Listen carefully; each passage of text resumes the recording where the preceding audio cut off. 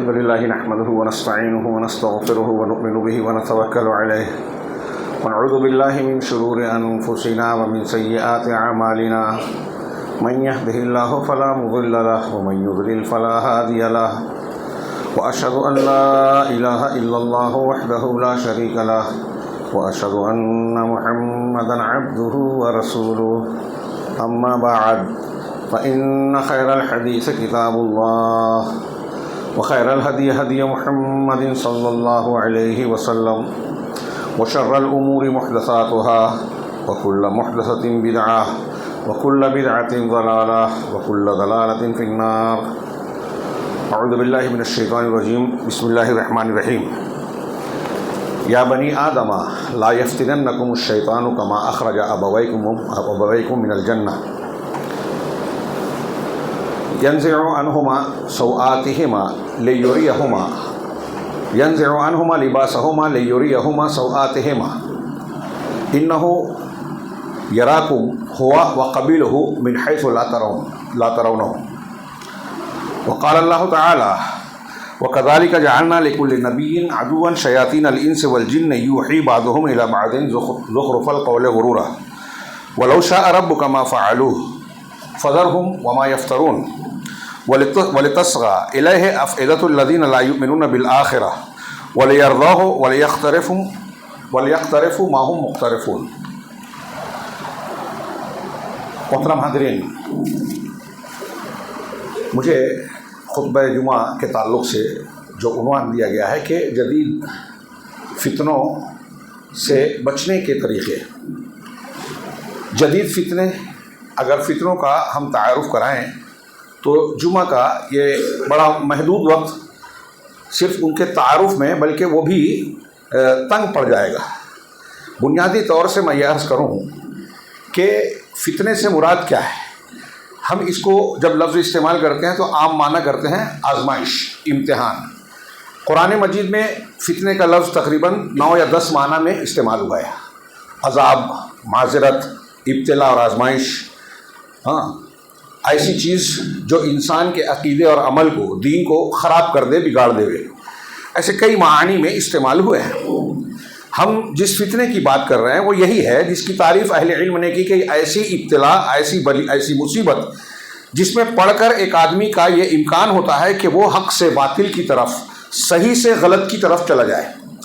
خیر اور شر کے ایسے حالات جس سے انسان کا دین اور دنیا ڈاواں ڈول ہو جائے، اس کے نقصانات کا یہ چیز سبب بنے. ایسے اور بھی تعریفات کی ہے. مراد یہی ہے کہ ایسی چیز جو انسان کے لیے ضرر رساں ہو. اب جہاں تک ایسے فتنے کی بات ہے کہ ہمارے دین و ایمان کے لیے چیلنج بنتے ہوں، اگر آپ غور کریں تو یہ عہد اول سے ہے، بلکہ دنیا کی شروعات سے پہلے اللہ تبارک و تعالیٰ نے حضرت آدم کو پیدا کیا اور جنت میں رکھا، ان کو اور ہماری ماں حوا علیہ السلام کو. اس وقت بھی یہی معاملہ ہوا. شیطان نے بہکایا، واقعہ ہم جانتے ہیں، میں اس کی تفصیل میں نہیں جاتا. اللہ تعالیٰ نے ہم کو تلقین کی جو میں نے شروع میں پہلی آیت پڑھی، یا بنی آدم لا یفتننکم الشیطان. اے بنی آدم، انسانوں، شیطان تم کو فتنے میں نہ ڈالے. یہ اللہ تعالیٰ ہم کو قرآن میں جا بجا بتاتا ہے کہ آپ کا ہمارا اصل دشمن شیطان ہے. آپ کے اور ہمارے لیے اصل شر کی بنیاد ہمارے نفسانی خواہشات ہیں.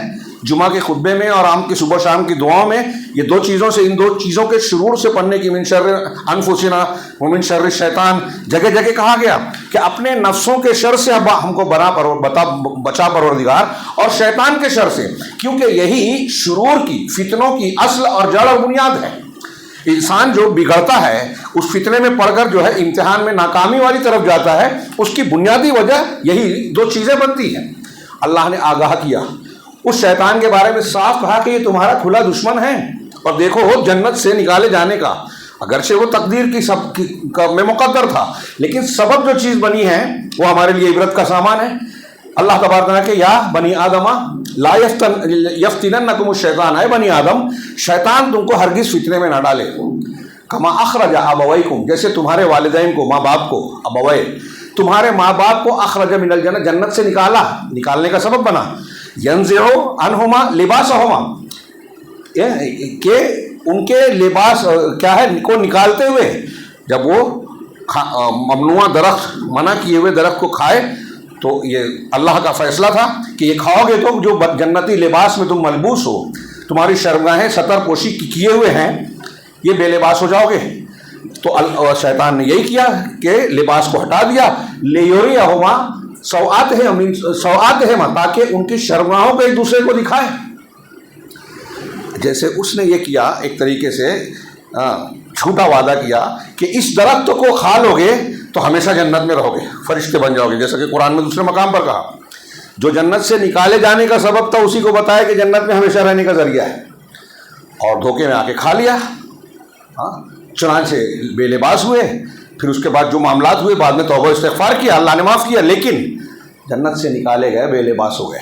اب اللہ تبارک و تعالیٰ نے اس کی خطرناکی کی طرف اشارہ کیا، انہو یراکم ہوا وقبیلہ، کہ وہ شیطان جو تمہارا دشمن ہے تم کو دیکھتا ہے، وہ اور اس کا قبیلہ یعنی اس کی پوری جماعت شیاطین جن کی دیکھتی ہے، من حیث لا ترونہم، اس طرح سے کہ تم اسے نہیں دیکھتے۔ اور ہم نے شیطان کو ان لوگوں کا ولی بنایا ہے، دوست بنایا ہے، ساتھی بنایا ہے جو کہ اللہ پر، جو کہ ایمان نہیں رکھتے۔ یہ ایک آیت، یہ دوسری ایک آیت میں نے پڑھی، اللہ نے فرمایا وَكَذَلِكَ جَعَلْنَا لِكُلِّ نَبِيٍّ شَيَاطِينَ الْإِنسِ وَالْجِنِّ، کہ ہم نے عدوًا شیاطین، ہر نبی کے ہم نے دشمن بنائے ہیں۔ یعنی یہ ابتدا سے چلا آ رہا ہے کہ انبیاء کرام نجات کا راستہ بتاتے ہیں، صراط مستقیم بتاتے ہیں، اب ان کا دشمن ہے شیطان، اور ان کے دشمنی یعنی ان کے پیروکاری یعنی جو متبعین ہیں ان کو بہکاتا ہے، ان کی بات نہ مانو، میری بات مانو، اللہ کی بات مت مانو، میری بات مانو۔ یہی فتنہ ہے، حق و باطل کی کشمکش جو ہمیشہ سے ہے۔ تو اللہ کہہ رہا ہے کہ تم کو شیاطین کو، ہر نبی کے دشمن ہوئے شیاطین الانس والجن، انسانوں میں سے اور شیطانوں میں سے جو شیاطین ہیں، جو برے ہیں وہ شیطان ہیں، جن برا شیطان، انسان برا شیطان۔ تو شیاطین الانس والجن کو کا دشمن میں سے دشمن ہوتے تھے، یوحی بعضهم الی بعض زخرف القول غرورا، جو چکنی چپڑی باتوں کو ان کے دل میں ڈالتا ہے، یوحی وحی کرتا ہے، اللہ کی وحی ہوتی ہے، ان کی بھی وحی ہوتی ہے، مطلب دل میں بات ڈالتے ہیں، وسوسہ ڈالتے ہیں۔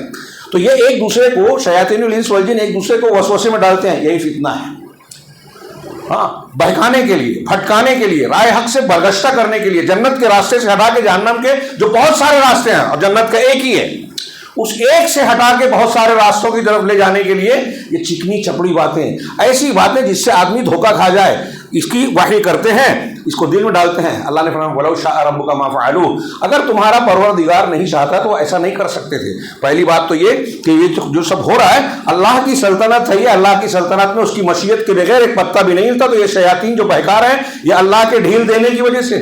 اس نے اسی میں سورہ نام میں، سورہ اعراف میں، کہ میں اللہ مجھے مہلت دے، میں تیرے صراط مستقیم پر بیٹھوں گا، ان کے آگے سے، دائیں سے، بائیں سے، اوپر سے، نیچے سے، ہر طرف سے آ کر ان کو بہکاؤں گا، آگے سے، پیچھے سے۔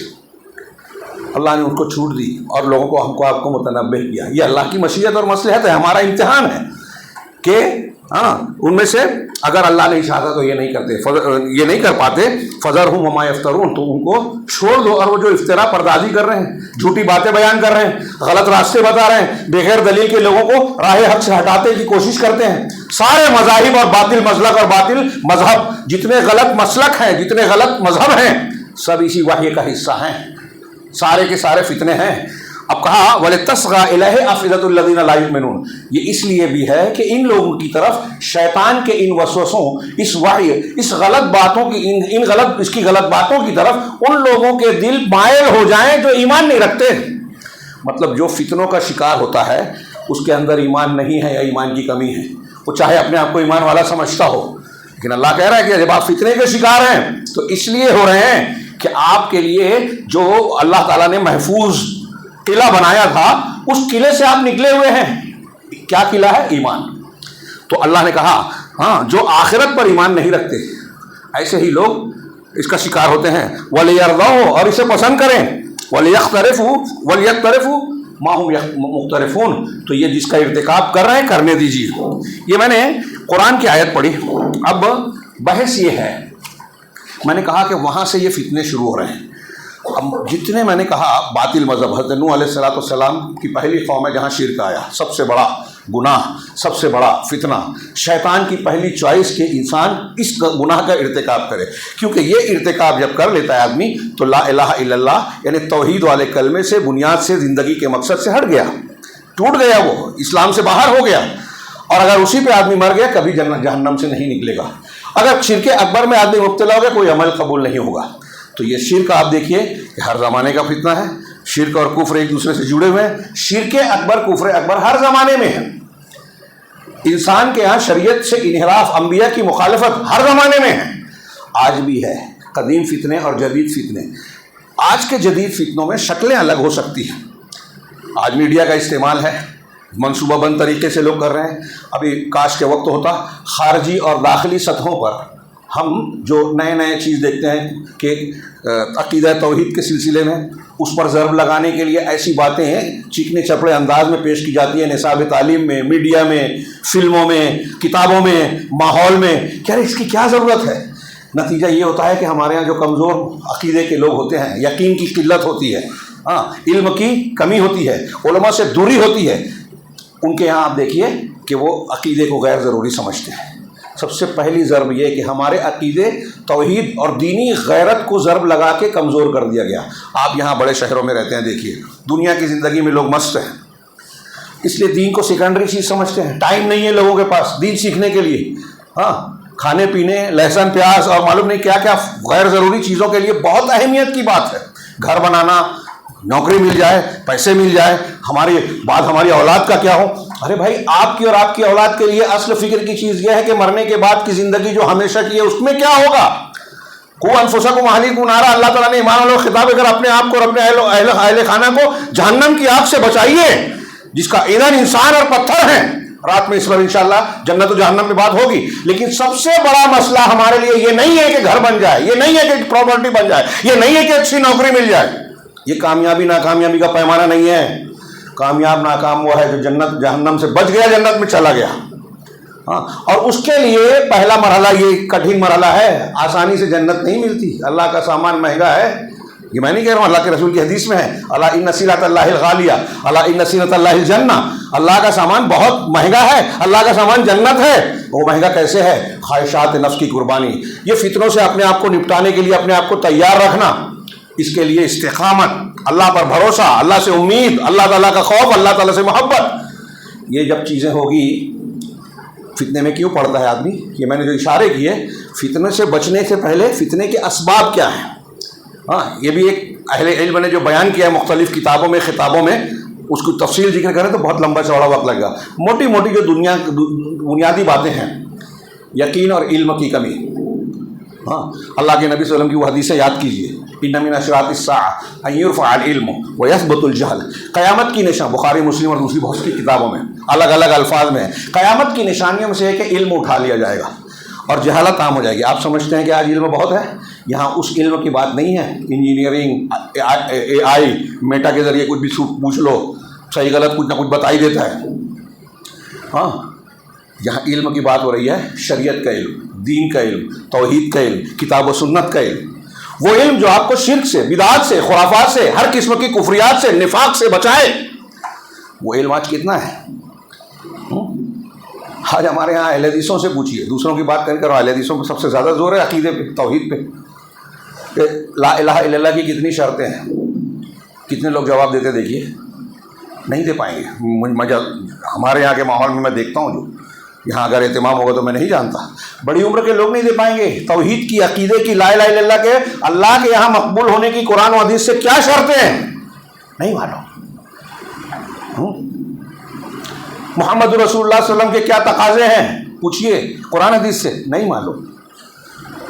عقیدہ توحید، عقیدہ تقدیر، دوسرے عقائد کے تعلق سے جو اعتراضات کیے جاتے ہیں، شکوک و شبہات پیدا کیے جاتے ہیں، اس کے بنیادی جواب کیا ہیں، نہیں معلوم۔ ہمارے بچے مرتد ہو رہے ہیں، نیا فتنہ، غیر مسلموں سے بچیوں کی شادی کا بھی پیچھے کچھ سال پڑتا، ابھی تھوڑا اس کا کمزور ہے لیکن ختم نہیں ہوا ہے۔ ہمارے بچے عقیدے کو، دین کو، ایمان کو، بچے کیا بڑے بوجھ سمجھتے ہیں، مسجد سے دور، علماء سے دور، تو نتیجے میں قرآن حدیث سے دور۔ علماء سے دور کا مطلب اللہ کے رسول نے جو فرمایا کہ علم اٹھا لیا جائے گا، یہ بھی کہا کہ علم ایسے نہیں اٹھے گا کہ اللہ تعالیٰ ایک آدمی سوئے اور اس کے سینے سے علم اٹھا لے، ویسے نہیں اٹھے گا. وَلَكِنْ يَرْفَعُ الْعِلْمَ بِقَبْضِ الْعُلَمَاء. اللہ تعالیٰ علم کو یوں ہی، یہ بخاری مسلم کی حدیث میں یہ بھی ہے، اللہ تعالیٰ علماء کو اٹھا کر علم کو اٹھائے گا. فَإِذَا لَمْ يُبْقِ عَالِمًا، پھر جب اللہ عالم کو کسی باقی نہیں رکھے گا، اتَّخَذَ النَّاسُ رُؤُوسًا جُهَالًا، تو لوگ جاہل لوگوں کو اپنا سردار بنائیں گے، ان سے رہنمائی لیں گے، ان کی پیشوائی کریں گے. آج دیکھیے کہ ہر میدان میں لوگ جاہلوں پر زیادہ اعتماد کرتے ہیں. جو قابل اعتماد سیکھا عالم ہے اس کو ہم پہچانتے بھی نہیں اور سمجھتے ہیں کیسے پہچانیں گے. جو جس مسلک کا ہے، جو جس ماحول کا ہے، وہاں کے موجود لمبی داڑھی لمبے کرتے والے کو عالم سمجھ کے اس سے دین پوچھتا ہے، چاہے وہ علمی اور فقہی اعتبار سے بالکل زیرو ہو. اور وہ بھی بیان کر رہا ہے، اس نے کچھ تھوڑی تقریر کر لی، کچھ فضائل پہ محنت کر لی. یہ میں کسی پہ طنز نہیں کر رہا ہوں. ہمارا ماحول دیکھیے، آج ایک طرف بردرز ہیں، ایک طرف جو ہے ایسے لوگ ہیں کہ صرف فضائل وغیرہ بناتے ہیں، کچھ چیزوں میں دین کے کام کے نام پر نکلتے ہیں، باقاعدہ علم حاصل نہیں کیا، قرآن حدیث کے اصولوں کو نہیں جانا، فقہی اصولوں کو نہیں جانا، فتویٰ دینے کے ضابطے نہیں معلوم ہیں، ناسخ و منسوخ کا علم نہیں ہے، صحیح اور ضعیف کے حدیثوں کا علم نہیں ہے، فتویٰ دے رہے ہیں. اس کو چھوٹا سمجھتے ہیں. کیا وجہ تھی جو علماء سلف صحابہ تابعین کے زمانے میں لوگ ایک آدمی سوال پوچھنے جاتا تھا، امام صاحب کہہ رہے کہ ہمارے زمانے میں معاملہ یہ تھا کہ ایک عالم سے سوال پوچھتا تھا، عالم دوسرے کے پاس، دوسرا تیسرے کے پاس، تیسرا چوتھے کے پاس بھیجتا تھا، یہاں تک کہ لوٹ کے وہ پہلے کے پاس آتا تھا. کیوں ایسا کرتے تھے؟ انہوں نے کہا اس وجہ سے نہیں کہ چھپانا چاہتے تھے، اس وجہ سے نہیں کہ جانتے نہیں تھے، اس وجہ سے کہ ڈرتے تھے کہ کہیں ہم غلط جواب دے دیں گے تو اللہ کا دین غلط تب پھیلا دیا، ہمارا کیا ہوگا. عام عالم میں اور مفتی میں بہت فرق ہے. یہ چیز فرق مٹ گیا. یہ جہالت کی علامت ہے ہمارے یہاں. اور میں جو جہالت کہہ رہا ہوں، جہالت عام ہو جائے گی. کتنی جہالت ایک طرح کی نہیں ہے. عقیدے کی جہالت، توحید، اس کے تقاضے، اس کی تفصیل. ہم یہاں جو بیٹھے ہوئے ہیں، میں دعویٰ کرتا ہوں کوئی یہ نہ سمجھے مجھے بہت اچھی طرح عقیدہ آتا ہے. ہندوستانی ماحول میں ارد گرد میں ہم نے بہت متاثر ہیں، دین ہم بہت کم جانتے ہیں. یہ دماغ سے نکال دیجئے کہ ہمیں بہت علم ہے. ہمارے ماحول میں میں دیکھتا ہوں اکثر و بیشتر ہمارے یہاں بہت سارے ایسے لوگ جو اپنے آپ کو صحیح العقیدہ سمجھتے ہیں، ان کے یہاں شرکیہ باتیں، بہت ساری عقیدے کے خلاف باتیں پائی جاتی. درست لیجئے علماء سے تو پتہ چلے گا کہ ہمارے یہاں کیا کیا شرکیات پائی جاتی ہے، دل کی، زبان کی، قول کی، عمل کی. اور میں ایک بات یہ بھی ضمناً ذکر کر دوں کہ مسلمان جو ہے دنیا میں مارے پیٹے کاٹے جا رہے ہیں نا. قرآن حدیث کی روشنی میں نے دوسری جگہوں پر بہت تفصیل سے بیان کیا ہے، دلائل کے ساتھ. اس وقت وہ موضوع نہیں ہے، لیکن یہ بات یاد رکھیے کہ مسلمانوں کی مصیبت کی سب سے بڑی وجہ، ہر مصیبت، ہر پریشانی، ہر بلا، ہر آفت جو امتحان سے ہٹ کے ہے، پریشانی ہے، دعا قبول نہیں ہوتی نظر آ رہی ہے، ان ساری مصیبتوں کی بنیادی وجہ ہے رسول کی مخالفت، شرک اور بدعت. کتنی بھی دولت کما لیں، مسلمان ملکوں کے پاس دولت اور اسباب کم نہیں ہے، اہل علم یہاں کم ہے وہاں کم نہیں ہے، لیکن پوری دنیا میں بے عزت ہو رہے ہیں، مارے جا رہے ہیں، کاٹے جا رہے ہیں، ان کے اوپر حملے ہو رہے ہیں، قبضے ہو رہے ہیں زمین پر. کئی گھروں پر ہمارے یہاں بلڈوزر چل رہے ہیں، بے جا گرفتاریاں ہو رہی ہیں. کوئی پوچھنے والا نہیں کیا کیا نہیں ہو رہا ہے. ہمارے خلاف قاعدے قانون بن رہے ہیں، ہماری جائیدادیں، ہماری مسجدیں، ہمارے پراپرٹیز محفوظ نہیں ہیں، ہماری عزتیں محفوظ نہیں ہیں. کھلونا ہے، کوئی طاقت، کوئی وقار نہیں ہے. مسلمان عام تو عام خواص سہمے ڈرے ہیں. اس ڈر، خوف کا، اس مصیبت اور پریشانی کا سب سے بڑا سبب جو ہے شرک اور بدعت ہے. یہ میں ہوا میں نہیں کہہ رہا ہوں. ٹائم ہوتا تو یہیں میں دسیوں دلیل مجھ جیسا کمیل بیان کر دے گا. یہ علماء کہتے ہیں. اب یہ شرک و بدعت کیوں ہے؟ مسلمان جان بوجھ کے شرک کر رہے نہیں، جہالت کی وجہ سے کر رہا ہے. اکثریت سیکھنے کی ضرورت ہی نہیں ہے. میرے مولانا بول دیے، اتنے بڑی دلیل، اتنے لوگ مانتے ہیں، یہی دلیل ہے ان کی. ہمارے یہاں لوگوں کو دین ماننے کی آپ اور ہم بیٹھے ہیں. ہم بہت سی چیزیں دین کی کیوں کرتے ہیں کہ لوگ کر رہے ہیں، ارد گرد میں ہم دیکھ رہے ہیں، یہی سن رہے ہیں، بول رہے ہیں. ہم نے اپنے طور سے کوشش کی کہ اگر ہمارے مولانا یہ بول رہے ہیں، ان کے مولانا یہ بول رہے ہیں، تو اس مولانا کی غلط اور اس مولانا کی صحیح کیسے ہے معلوم کریں. ضروری ہے بنیادی طور سے یہ علم حاصل کرنا، خاص طور سے عقیدے کا. قبر کے 3 سوالات دنیا کے ہر انسان سے ہوں گے. تمہارا رب کون، تمہارا دین کیا، محمد صلی اللہ علیہ وسلم کے بارے میں کیا کہتے ہو. تینوں عقیدے کے سوال ہیں. رضیت باللہ ربا والاسلام دینا ومحمد النبی، تینوں یہی چیزیں ہیں. تو سیکھنا پڑے گا. اگر قبر میں کہے گا آدمی کہ میں نہیں جانتا، وہ ہے نا منافق اور مشرک کہے گا ہاں لا ادری سمیعت الناس یقولون شیئا فقلتہ، ہائے ہائے میں نہیں جانتا، میں نے لوگوں کو کہتے ہوئے سنا ہے کہ ایک بات کہتے تھے تو میں بھی کہنے لگا. ہاں تو فرشتے کیا کہیں گے؟ وہ جواب دھیان دیجیے. فرشتے کہیں گے ما تلیت ولا دریت، نہ تو نے پڑھا اور نہ تو نے جانا. تو نہیں پڑھنے اور نہیں جاننے سے آپ یہ نہیں بول سکتے فرشتے کے پاس کہ میرے پاس ٹائم نہیں تھا، میں نے پڑھا نہیں تھا.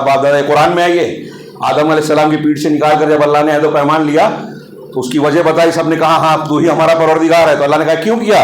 تاکہ تم قیامت کے دن یہ نہ کہہ سکو انا کنا عن ھذا غافلین. سورہ اب اعراف کی آیت پڑھیے جا کے کہ ہم کو معلوم نہیں تھا، غافل تھے. اور یہ بھی نہیں کہہ سکتے کہ انما اشرک آباؤنا، ہمارے باپ دادا شرک کرتے تھے، ہم ان کے بعد ان کی اولاد تھے، ان کے طریقے پہ چلنے لگے تو آپ ان کے کام کی وجہ سے ہم کو عذاب دے رہا. یہ نہیں کہہ سکتے کیونکہ توحید دل میں ہے، توحید کائنات پہ پھیلی ہوئی ہے، توحید اللہ کے رسولوں کی بنیادی تعلیم ہے. توحید کے بعد اگر آدمی شرک کرتا ہے، شرک کی کائنات میں کوئی دلیل نہیں ہے، قرآن نے بار بار کہا. اور شرک کے غلط ہونے کی ایک دلیل یہ ہے کہ اس کے صحیح ہونے کی ایک بھی دلیل نہیں ہے، اور پھر بھی آپ مان رہے ہو. جب آپ کر رہے ہو تو کس نے سکھایا شرک؟ آپ کو دلیل تو نہیں ہے. جب آپ کر رہے ہو بغیر دلیل کے تو آپ کے دل میں کھٹکے گا ضرور، لیکن آپ اس کھٹک کو چھوڑ دیتے ہیں. اتنے لوگ کر رہے ہیں نا جو سب کو ہوگا میرا بھی ہوگا. تو خیر بات تھوڑی پھیل گئی. پہلی بنیادی وجہ جہالت قرآن سے، جہالت حدیث سے، جہالت توحید سے، جہالت صحابہ کرام کی زندگیوں سے. ہم کتنا جانتے ہیں؟ ہمارے بچوں سے پوچھیے، کرکٹرز ان کے ریکارڈز بتا دیں گے. لیکن آپ کہیے سعید الشہداء کسے کہا گیا؟ فاروق کا لقب کس اور کب ملا؟ ہاں یہ بہت بڑا گہرا علم نہیں ہے، یہ میں صرف یہ اشارہ کر رہا ہوں کہ اگر ہم دینی تعلیم ہے تو کوئز کرتے ہیں. کوئز اللہ کے رسول کی والدہ کا نام کیا تھا؟ اب اگر کسی نے جان بھی لیا تو یہ علم نہیں ہے. بہت زیادہ گہرائی سے علم مطالعہ کیجئے، سیرت کی کتابوں کا اہمیت سمجھیے اور سمجھائیے بچوں کو. میں ایسا مانتا ہوں ہر مسلمان کو سیرت کی کتاب گھر میں رکھنا چاہیے، بار بار پڑھنا چاہیے. 3-4 کتاب تو پڑھنا ہی چاہیے زندگی میں. جب اللہ کے رسول وسلم کی زندگی کی پیروی ہر جگہ کرنا ہے ہم کو، تو جب جانیں گے نہیں تو کریں گے کیسے؟ آپ نے نماز کیسے پڑھی، آپ نے روزہ کیسے رکھا، حج کیسے کیا، کھانا کیسے کھایا، بیوی بچوں سے تعلقات کیسے تھے، دوست و احباب سے ان کے روابط کیا تھے، وہ ہمارے لیے سنت ہے. کیا ہم جانتے ہیں؟ ہاں بہت بڑی بڑی ڈگری ہے، AI کے ماہر ہیں، IT کے بہت بڑے اسکالر ہیں، فلاں ہے ڈھما ہے، PhD کیا ہے انجینئرنگ میں، سائنس کے کسی ٹاپک میں، لیکن توحید نہیں معلوم. اس کو اللہ تعالیٰ نے قرآن میں جاہل کہا ہے. وَلَٰكِنَّ أَكْثَرَ النَّاسِ لَا يَعْلَمُونَ يَعْلَمُونَ ظَاهِرًا مِنَ الْحَيَاةِ الدُّنْيَا وَهُمْ عَنِ الْآخِرَةِ هُمْ غَافِلُونَ. سورہ روم میں کہا کہ اکثر لوگ دنیا میں علم نہیں رکھتے. ہاں رکھتے ہیں، يَعْلَمُونَ ظَاهِرًا مِنَ الْحَيَاةِ، دنیا کے کچھ ظاہر کا. مفسرین نے کہا کہ اگر آپ کئی علوم کے PhD لے لو، ماسٹر بن جاؤ، لیکن آگے اللہ نے کہا کہ لا علم کب رہو گے؟ ساری ڈگریاں ہیں، دنیا کا کچھ ہی جانتے ہیں. ہاں لیکن آخرت کے علم سے وہ غافل ہیں. اگر آپ کا بچہ دنیا کی سب سے بڑی یونیورسٹی کا ڈین بن جائے، بہت بڑی ڈگریاں ہیں، 25-30 زبانیں جانتا ہے، لیکن اگر وہ توحید نہیں جانتا تو قرآن کہہ رہے وہ جاہل ہے. وہ آخرت پر ایمان نہیں رکھتا تو وہ جاہل ہے. کیا اپنے بچوں کو جس طرح سے ہم ڈونیشن، فیس اور کیا کیا دے کے فکر کرتے ہیں، دنیا کا چند سالوں کا مستقبل بنانے کی بات کرتے ہیں، اس طرح ہمیشہ کی زندگی کے لیے ہم اس کا انتظام کرتے ہیں کہ اس کو توحید سکھائیں. بغیر توحید کے کوئی جنت میں جائے گا ہی نہیں، شرک کرتے ہوئے کوئی جہنم سے نکلے گا ہی نہیں. نبی کا باپ ہو، نبی کا بیٹا ہو، آزر اور نوح علیہ السلام کا بیٹا ہے، کسی نبی کی بیوی ہو، اللہ کے رسولوں کے سگے چچا ہو، ابو طالب ہو، ابو لہب ہو. ہلا دینے والی بات، اللہ کے رسول اللہ نے اپنی والدہ کی قبر پر رونا شروع کیا. صحابہ نے مجھے وجہ کیا ہے؟ کہا میں نے اجازت مانگی کہ اپنے نبی کی، اپنی والدہ کی قبر کی زیارت کروں، دے دی اللہ نے. لیکن میں نے یہ اجازت مانگی کہ مجھے اللہ اپنے والدہ کی مغفرت کی دعا کر لوں، اللہ تعالیٰ نے اجازت دے دی. سوچیے سید المرسلین خاتم النبی ماں کی قبر پر والدہ کے لیے مغفرت کی دعا کی اجازت نہیں ہے، اس لیے کہ وہ اسلام پر نہیں مری.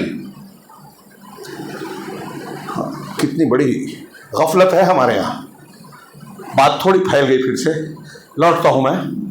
جہالت میں نے کہا ایسی کئی جہالت ہے. ایک جہالت یہ بھی ہے، اس میں کئی سبب آ گئے. میں ایک علم اور جہالت میں 5-6 سبب بیان کر رہا ہوں فتنوں میں پڑھنے کے آج کے زمانے میں. ایک جہالت یہ ہے کہ کون سی چیز ہمارے لیے بہتر ہے، کون سی بری ہے، مصلحت اور مفسدہ. یہ کسی ٹائم میں اس کی تفصیل یا یہاں جو عالم ہے ضرور سمجھائیں.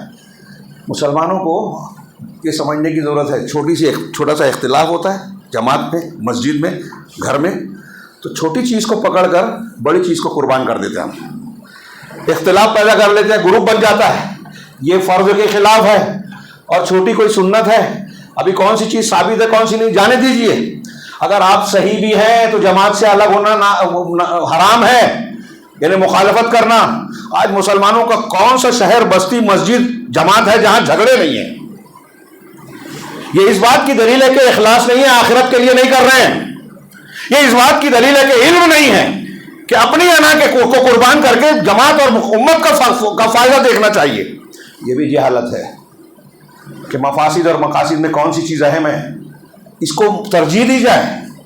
ہاں، اسی طرح علم کے سلسلے میں اور بھی کئی پہلو ہیں شامل، ہمارے یہاں ان چیزوں کو لوگ جانتے ہی نہیں ہیں، اور اہل علم کی آج قدر و قیمت نہیں ہے۔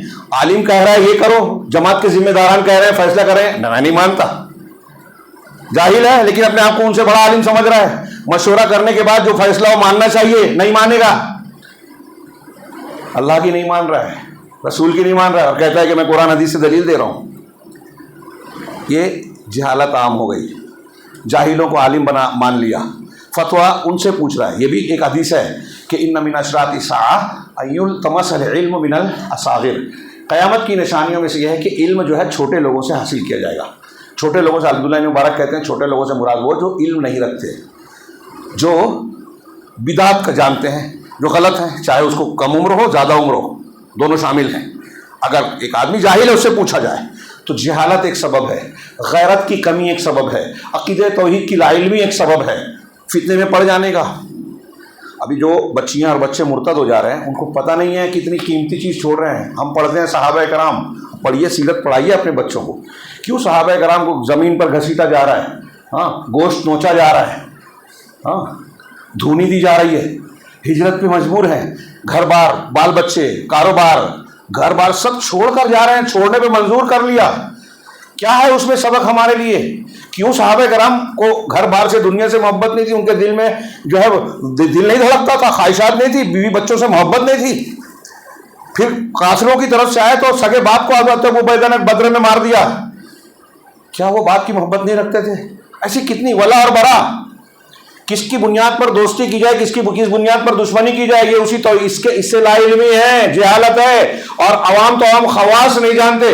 آج جتنے لوگ توحید والوں کی مخالفت کرتے ہیں، سعودی عرب اور کسی کی مخالفت کرتے ہیں، جو صحیح ہیں ان کی مخالفت کرتے ہیں، اور جو رافضیت پہ بدعت کے علمبردار ہیں ان کی تائید کرتے ہیں، وہ سب ولا اور برا کے اسلامی قاعدے سے ناواقف اور جاہل ہیں۔ منبر رسول سے بہت ذمہ داری سے کہہ رہا ہوں کہ اللہ اور رسول نے جو بتایا ہے کہ کس بنیاد پہ دوستی کی جائے، کس بنیاد پہ نہیں جانتے مسلمان۔ یہ عقیدہ توحید کی بنیاد ہے۔ حضرت ابن عباس کہتے ہیں، اور حضرت اللہ کے رسول سے بھی ثابت ہے، کہ وہ شخص اس وقت تک ایمان کی لذت نہیں پا سکتا جب تک اللہ کے لیے محبت، اللہ کے لیے نفرت، اللہ کے لیے دوستی، اللہ کے لیے دشمنی نہ کرے، چاہے وہ نماز پڑھتا اور روزہ رکھتا ہو۔ مسلمان نہیں ہوا پوری طریقے سے۔ یہ دوستی دشمنی کا اصول نہیں معلوم ہے مسلمانوں کو، جس کو ولا اور برا کہتے ہیں، جاہل ہیں۔ اس لیے دیکھیے ان سے دوستی کرتے ہیں، ان کی تائید کرتے ہیں، جو شرک کر رہے ہیں، جو کفر کر رہے ہیں۔ غلطیاں سب میں ہوتی ہے، میں نے بہت جگہ دلیلیں دی ہیں، یہاں ٹائم نہیں ہے۔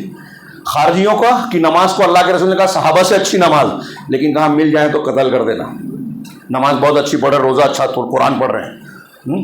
ایک صحابی نے شراب پیا، سزا کے لیے لایا گیا، کسی نے لعنت بھیج دی، بخاری کی حدیث ہے، کہا اس پر لانا، تو کہا لعنت مت بھیجو، وہ اللہ رسول سے محبت کرتے ہیں۔ شراب پیا لیکن عقیدہ صحیح ہے، محبت اللہ سے اور رسول سے صحیح ہے، تو برا مت بولو، دوستی کرو۔ ہاں، برائی کی اسے نفرت کریں گے، جتنی غلطی ہے اتنی نفرت کریں گے، مخالفت کریں گے، سزا دیں گے، لیکن ایمان جتنا اتنی دوستی بھی رکھیں گے، ساتھ بھی دیں گے۔ یہ قاعدہ نکلا۔ اور خارجی اگر ہے، عقیدہ خراب ہے، تو نماز کتنی بھی اچھی پڑھ رہا ہے، دوست نہیں ہے، مار دینا اللہ کے رسول کرے، ہمارے یہاں لائک کر رہے ہیں لوگ۔ کتنی بڑی جہالت ہے۔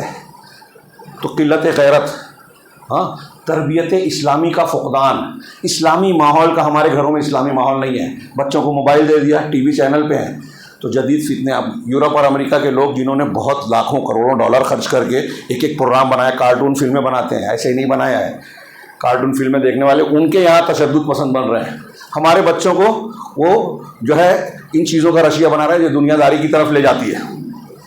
فلموں میں، ٹی وی چینلز میں بڑی محنت کر کے شرک ڈالتے ہیں، کفر ڈالتے ہیں، بے پردگی کی تبلیغ کرتے ہیں، اسلام کی احکامات کا مذاق اڑاتے ہیں. ہاں، اسلام میں، قرآن حدیث میں، حدیثوں میں شک شبہ پیدا کرتے ہیں، جس سے منکرین حدیث پیدا ہو رہے ہیں. آج کے زمانے میں نئے خارجی طور سے تو بہت سارے حملے ہو ہی رہے ہیں.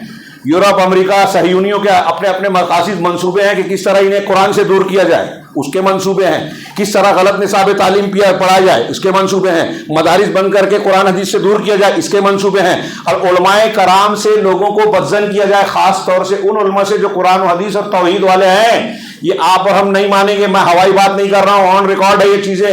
ہاں، گوگل کا، ارے کیا نیٹ کا زمانہ ہے، معلوم کیجئے. امریکن یہودیوں کی تھنک ٹینک کے یہ فیصلے ہیں جو وہ سکھا رہے ہیں ہمارے ملک کے لوگوں کو بھی، اور یہ بھی بتاتے ہیں کہ کون سا مسلمان ہمارے لیے خطرہ ہے. میں کھل کے کہوں، وہ سلفی کو کہتے ہیں کہ یہ انتہا پسند ہے، ان سے ہم کو خطرہ ہے، دوسرے مسلمانوں سے نہیں ہے. ٹائم نہیں ہے میرے پاس کہ میں اس کی ڈیٹیل میں جاؤں، یہ آن ریکارڈ ہے، آپ معلوم کر سکتے ہیں. تو جو خارج سے حملہ ہو رہا ہے، فلموں سے، نصاب تعلیم سے، اسپورٹ سے، ٹی وی چینل سے، موبائل سے، گندی فلموں سے، گندی کلپ سے، ہاں، بلیو فلم اور کیا کیا ہوتی ہے، جو رشتوں کو پامال کر دیا جائے، ماں بہن کے رشتوں کو، تقدس کو پامال کر دیا جائے، عورتوں کی بے پردگی کے فرق کو فروغ دیا جائے، شادی کی بجائے ناجائز تعلقات کو خوبصورت بنا کر دکھایا جائے فلموں سے، ڈیٹنگ سے، جو دنیا میں ہو رہا ہے. ہمارا بچہ، ہمارا نوجوان، ہماری بچیاں سنتی ہے تو کہتی ہیں ہم پر تو پابندی ہے، وہ سمجھتی ہیں وہاں آزادی ہے. ہاں، ابھی کچھ بچیاں گئیں، کسی کی لاش مل رہی ہے، کوئی رو رہی ہے کہ وہاں بھی نہیں رہ سکتی، گھر واپس ماں باپ کے پاس بھی نہیں آ سکتی. یہ میں ہوائی بات نہیں کہہ رہا ہوں، ہماری مائیں بہنیں اگر سنیں تو ان تک بات جائے. اگر ان کو آپ دینی غیرت بتاتے تو ام سلیم کی طرح وار کافر کو جواب دے دی کہ ابو طلحہ کو جب پیغام دیا ام سلیم کو نکاح کے لیے، تو نے کہا کہ ابو طلحہ تم واقعی ایسے آدمی ہو جس کے رشتے کو رد نہیں کیا جا سکتا، لیکن میں مومنہ ہوں اور تم کافر ہو. ایک مسلمان عورت کسی کافر سے شادی نہیں کر سکتی. اور سوچو جس بت کی تم پوجا کرتے ہو وہ کیا ہے، تم ہی تراشتے ہو، خراشتے ہو، کاٹتے ہو، بناتے ہو. مستری بناتا ہے، پٹک دو تو ٹوٹ جائے گا. وہ تمہاری ضرورت کیسے سنے گا، پوری کرے گا؟ اگر تم مسلمان ہو جاؤ ابو طلحہ تو تمہارا مسلمان ہونا میں مہر کی طرح قبول کر لوں گی، مہر کے طور پہ، اور میں تم سے شادی کر لوں گی. ابو طلحہ گئے، سوچا سمجھا، سمجھ میں آیا، واپس آئے، کہا میں کلمہ پڑھتا ہوں. شادی ہو گئی. حضرت طاؤس کہتے ہیں کہ میں نے ام سلیم سے بہتر کسی عورت کا مہر نہیں دیکھا. یہ وہ خاتون تھی، آج ہمارے یہاں لوگ دنیا کے نام پر پتہ نہیں کس چیز پر جو ہے دھوکہ کھا کے جا رہی ہیں. یہ ہم نے پڑھایا نہیں نا، بتایا نہیں نا، ہمارے یہاں ماحول نہیں ہے یہ بتانے کا کہ ہماری سب سے قیمتی دولت عقیدہ ہے. دیکھیے صحابہ کرام کٹ گئے، مر گئے، گھر بار چھوڑ دیا، سب قربان کیا، دولت چھوڑ دی، رشتہ داری چھوڑ دی، ضرورت پڑی تو سامنے والے کو مار دیا، ضرورت پڑی تو خود کو کٹوا دیا، لیکن بچایا تو ایمان اور توحید کو. سب سے قیمتی چیز ہمارے پاس یہی ہے. یہ ہم نے سکھایا ہی نہیں بچوں کو. تو ہمارے یہاں کمی ہے تربیت کے فقدان کی. ہاں، وقت صرف 2 منٹ بچ رہا ہے، جبکہ پورے فتنوں کی تشریح اور یہ چیزیں خیر آتے رہتی ہے. ہاں، میں نے جو شروع سے کیا، اللہ کے نبی صلی اللہ علیہ وسلم کو میں نے یہ بتانے کی کوشش کی ہر زمانے میں فتنے رہے، شکلیں آج بدل گئی ہیں. ہاں، میڈیا بدل گئے. یہ خارجی لوگ ہمارے اندر بھی پیدا کر رہے ہیں کچھ لوگ، وہ ایسے لوگ جو انکار حدیث کی تبلیغ کر رہے ہیں، ایسے لوگ جو رافضیت کو چھپا کے ہمارے مسلمان لڑکوں میں، خاص طور سے اہل حدیثوں میں نئی نئی تنظیمیں بنتی ہیں. دھیان دیجئے، نئی نئی تنظیمیں جن کے اندر جذباتیت کا، ایک مسلمان دیکھتا ہے کہ مسلمان ہر جگہ دبے ہوئے ہیں، ناکامیابی کا شکار ہو رہے ہیں، دوسروں کی تہذیب چمک دمک ہم سے زیادہ نظر آ رہی ہے، ان کے یہاں ٹیکنالوجی نظر آ رہی ہے، اور پھر ان کے لوگ یہ بتاتے ہیں ہمارے نوجوانوں کو کہ تم اس لیے پیچھے ہو کہ تم مسلمان ہو، اسلام پیچھے کر رہا ہے تم کو. تو ہمارے مسلمانوں کو بتائیے کہ ہمارے پیچھے رہنے کی وجہ اسلام نہیں ہے، دنیا کو ترقی کے راستے پہ لگانے والا یہی اسلام ہے. اقرأ بسم ربک الذی پڑھ کر دنیا کو تعلیم کا راستہ مسلمانوں نے بتایا تھا. 800 سال جب اندلس میں مسلمان تھے تو یورپ کے بچے مسلمانوں کے اسکول کالج میں پڑھنے آتے تھے. آج کی زبان میں کالج کہہ رہا ہوں، پڑھنے آتے تھے. 800 سال تک یورپ کے سائنٹسٹوں کا کہنا ہے کہ دنیا میں جو بھی ایجاد ہوا 800 سال تک صرف مسلمان نے کیا. ہوائی بات نہیں ہے. ہاں، بعد میں ترقی دی، مسلمان پیچھے ہٹ گئے، کتابوں سے، علم سے اپنا تعلق توڑوایا گیا. ہاں، آپ دیکھیں یورپ اور امریکہ کے لوگ جب جنگ کرتے ہیں نا، مسلمانوں کے تعلیمی ادارے کو سب سے پہلے نشانہ بناتے ہیں، لائبریریاں لوٹ کے لے جاتے ہیں. علامہ اقبال نے کتابیں اپنے آبا کی جو دیکھا ان کو یورپ میں تو دل ہوتا ہے سپارہ. ہماری کتابیں وہاں ہیں، ترجمہ کر کر کے انہوں نے پڑھا، سیکھا، اس کو اختیار کیا. ہم چھوٹ گئے، ہم کو احساس بھی نہیں ہے، ٹائم نہیں ہے پڑھنے کا. تو علم ترقی کی کنجی بھی ہے. بات تھوڑی پھر سے پھیلنے لگی. میں عرض کر رہا تھا کہ یہ جو نئے نئے راستے ہیں، طریقے ہیں، جدید قالب میں یہ آئی، اس کے نظریے سے، اس کے تناظر میں دیکھیے، ہماری صفوں میں حدیثوں سے انکار، ہماری صفوں میں قادیانیت، ہماری صفوں میں صحابہ کو برا بھلا کہنا، ہماری صفوں میں صوفیت کی بڑی تبلیغ ہوتی ہے. تصوف کو بہت وہ لوگ یورپ امریکہ والے بہت اہمیت دیتے ہیں کہ یہ ہمارے کام کے لوگ ہیں. میں ہوائی بات نہیں کر رہا ہوں. پاکستان کے کئی صوفیوں کو امریکہ اور یورپ کے بلا کے تقریر کرائی گئی. گر بتایا ہو کہ مسلمانوں میں جن سے آپ کو خطرہ ہے وہ کیا کیا ہیں، ان کے یہاں کیا کمزوریاں ہیں، ان سے پوچھتے ہیں. یہ بھی آن ریکارڈ مل جائے گا آپ کو. ہاں، کچھ سالوں پہلے چچنیا میں عالمی تصوف کی کانفرنس ہوئی تھی. اس کو خرچہ کم دیا تھا، معلوم ہے؟ وہ بھی اخبارات میں آیا تھا، لیکن لوگ غائب کر دیتے ہیں. ہاں، اس رشین صدر نے، پوتین نے، اسی وقت شام میں پوتین کے پلین سنیوں پر جب بم برسا رہے ہیں، صوفیوں کی کانفرنس کر رہے تھے اور اپنا آدمی بھیج کر اس میں صدارت کروایا. ہندوستان نے BJP نے کروایا تھا. معلوم کر لیے دلی میں ہوا تھا. ان کے گروپ ہیں، ان کو لوگ جا کے مندر میں پوجا کر لیتے ہیں، شرک کام کر لیتے ہیں. اس کو یکجہتی ہم لوگ خاموشی.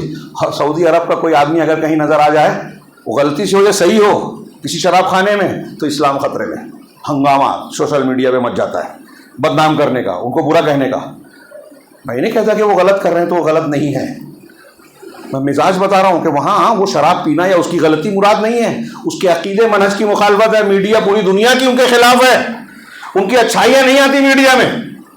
تو آنکھیں کھولیں، سمجھیں فتنوں سے بچنے کے لیے کیا کیا ضروری ہے. ہاں، یہ چند چیزیں فتنوں کی قسمیں ہیں، اس کی تفصیلیں. شبہات کے فتنے اور کیا کہتے ہیں، شہوات کے فتنے. شبہات کی یہ دو قسمیں مانی جاتی ہے. شبہات کے فتنے وہ ہیں جس سے عقیدہ بگڑ جائے آدمی کا، شرک آ جائے، کفر آ جائے، نفاق آ جائے، ہاں، شکوک و شبہات آ جائے، صحیح حدیثوں کو آپ جھوٹی اور غلط سمجھنے لگیں.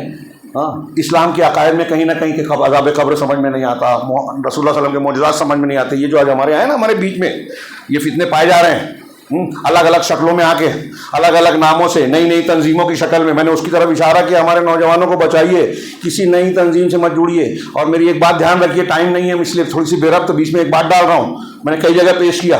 امام سفیان ثوری سے ایک شخص نے کہا کہ حفص بن غیاث ان کا شاگرد تھے.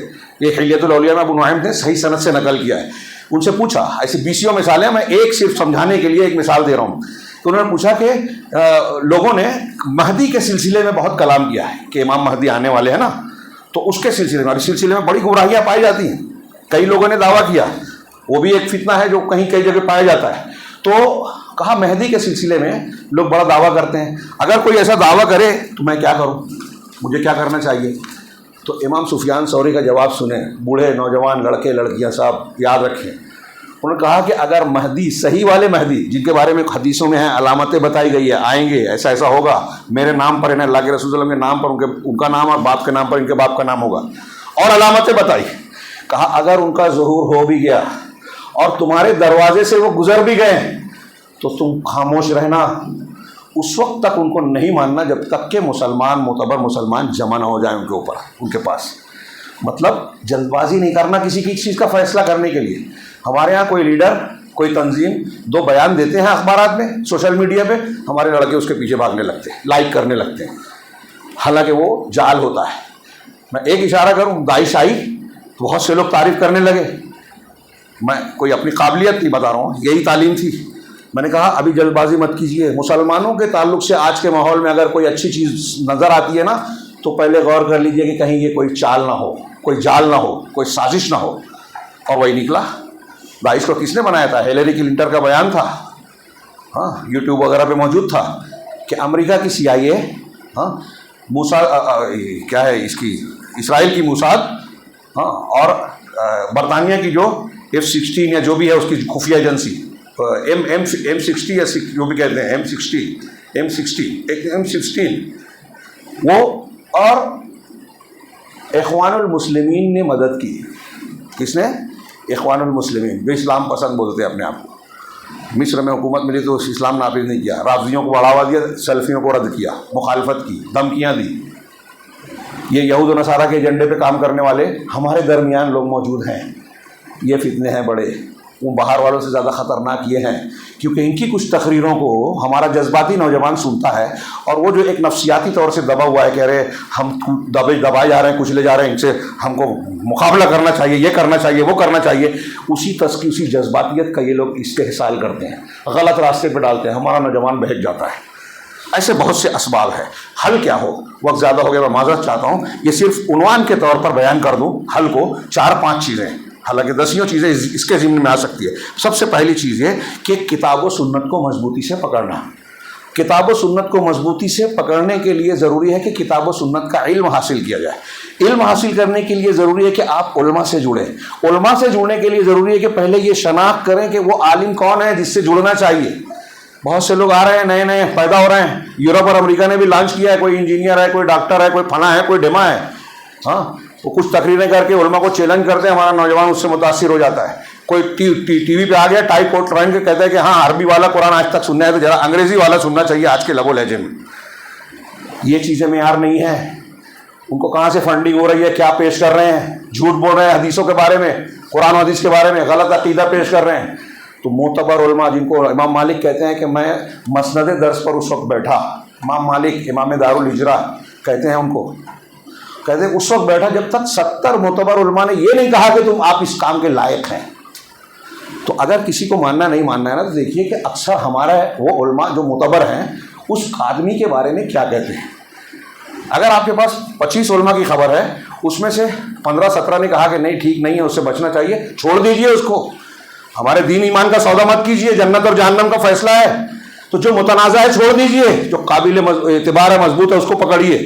تو سب سے پہلی چیز ہے اعتصام بالکتاب و سنہ، اور میں نے کہا اس میں علم ضروری ہے، جوڑ دیجئے علم حاصل کرنا۔ اب علم کا طریقہ اگر آپ مدرسے میں نہیں پڑھتے، مسجد سے جڑیے، بچوں کو مسجد سے جوڑیے۔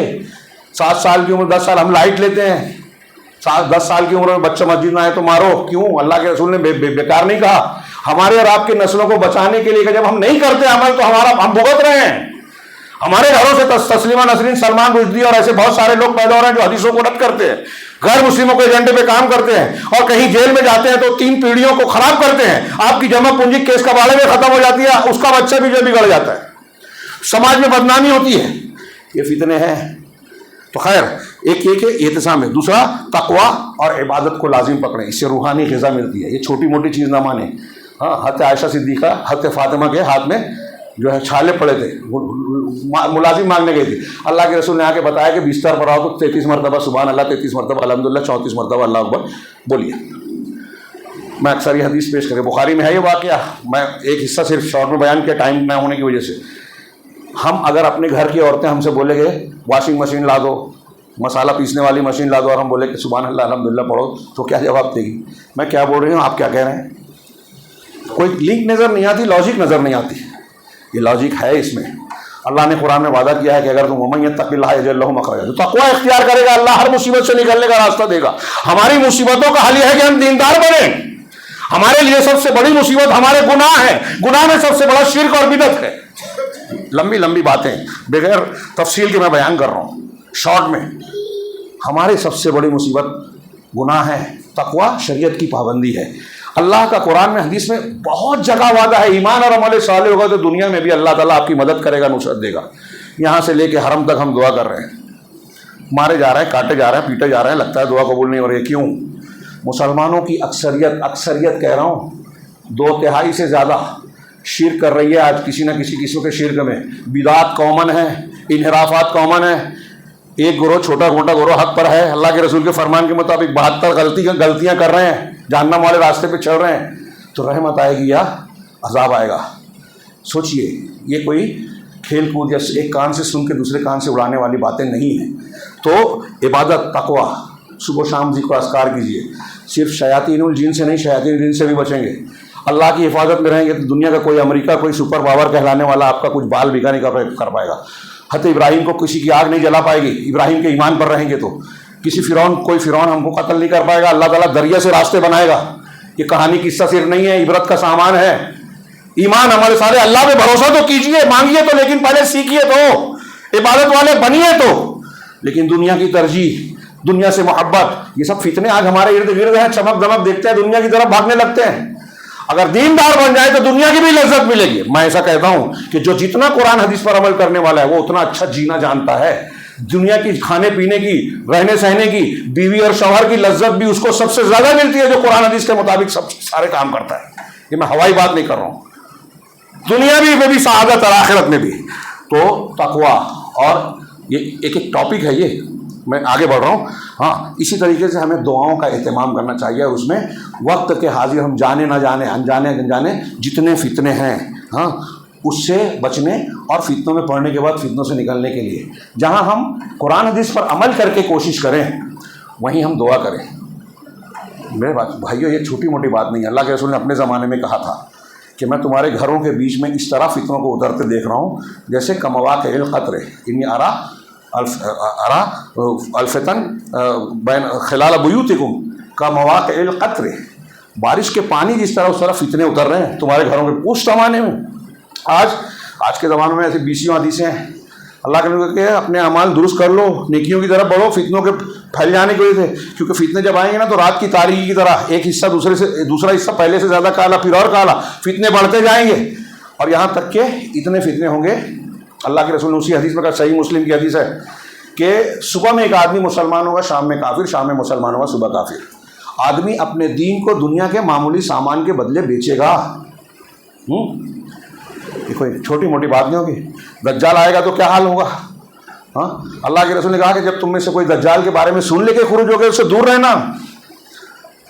اس لیے کہ تم میں سے کوئی شخص جب دجال کے بارے میں سنے گا اور سمجھے گا کہ میں بہت بھاری ہوں، جیسے اپنے الفاظ میں بول رہا ہوں، اور جائے گا اس کے پاس، حدیث میں ہے، یہ ابن بطہ نے روایت کر کے اس پر تبصرہ کیا، امام ابن بطہ نے، اس کے پاس جائے گا تو اس کے پاس رہتے رہتے اس کی بات ماننے لگے گا، اس کے دھوکے میں آ جائے گا. تو ہمارے یہاں نوجوانوں کا محال ہے کہ ارے میں تو جاؤں گا، میں تھوڑی دھوکے میں پڑ جاؤں گا. اس غلط آدمی کو سنا جائے، اس کو فارورڈ کیا جائے. صحابہ کو گالی دینے والوں کی تقریریں سن رہے ہیں. ہمارے سلف کہتے تھے بدعتی کی مجلس میں مت جاؤ. ہمارے نوجوان سن رہے ہیں، ان کی باتیں فارورڈ کر رہے ہیں، تو شریعت کی مخالفت کو پھیلا رہے ہیں. دشمنان دین، شیاطین الانس والجن کا حصہ بن رہے ہیں، ان کے ایجنڈے کا حصہ بن رہے ہیں. تو اس سے دور رہو. امام ابن بطہ کہتے ہیں کہ کوئی اپنے آپ کو اتنا قابل نہ سمجھے کہ میں بہت معلومات رکھتا ہوں، میں بہت چالاک ہوں تو میں فتنے سے بچ جاؤں گا. ہاں، کوشش کرے دور رہنے کی، اللہ کے رسول نے کہا ہے. اور دوسرا یہ کہ دعائیں کرتا رہے. تیسری چیز، ہاں، جماعت کو اور اس کے امام کو لازم پکڑے. اب یہ وہ جماعت المسلمین ہے، ہمارے یہاں حکومت نہیں ہے، لیکن جو اہل حق ہیں وہی جماعت ہے. قرآن حدیث کو ماننے والے، توحید والے، چاہے ایک ہو. عبداللہ بن مسعود کہتے ہیں پورے سماج میں ایک آدمی ہو تو وہی جماعت ہے، حق جماعت ہے، وہی سواد اعظم ہے. جماعت، اب لوگ جماعت کو توڑ دیتے ہیں، اس کو غیر اہم سمجھتے ہیں. میں ٹھیک ٹھاک ہوں، میں بہت سمجھدار ہوں، سب فیصلے کر لوں گا، اسی لیے کانٹے مارے جا رہے ہیں. ہمارے فلاح کے لیے بنیادی طور سے، انفرادی طور سے ہم کو متقی بننا چاہیے، اجتماعی طور سے جماعت کا حصہ بننا چاہیے. وہ جماعت نہیں ہے تو ایک نیکیوں میں ایک دوسرے کی مدد کرنے والے بنے، اجتماعی حقوق کو ادا کرنے والے. لزوم جماعت، اور اس سے میں جوڑ دوں کہ علماء سے تعلق، مسجد سے تعلق.